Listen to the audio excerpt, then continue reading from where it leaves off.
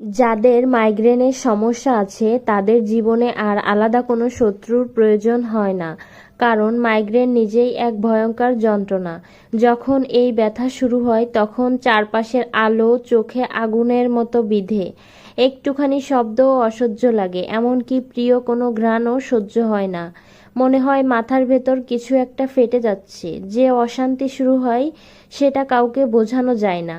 আমার অবস্থা আরও খারাপ। মাইগ্রেন হলে এতটা অসহ্য যন্ত্রণা হয় যে আমি নিজের মাথায় জোরে জোরে আঘাত করি, আর অদ্ভুতভাবে ব্যথা লাগার বদলে উল্টো একটু ভালো লাগে, যেন নতুন একটা ব্যথা পুরনো তীব্র যন্ত্রণাটাকে কিছুক্ষণের জন্য ঢেকে দেয়। বমি না হলে শরীরটা হালকা হয় না, মনে হয় চোখ যেন কোঠর থেকে বেরিয়ে আসবে। এই যন্ত্রণার কোনো ভাষা নেই, কোনো উপমা নেই, শুধু যারা এই কষ্টের ভিতর দিয়ে গেছেন শুধু তারাই জানে মাইগ্রেন কতটা ভয়াবহ, কতটা অসহ্য যন্ত্রণা।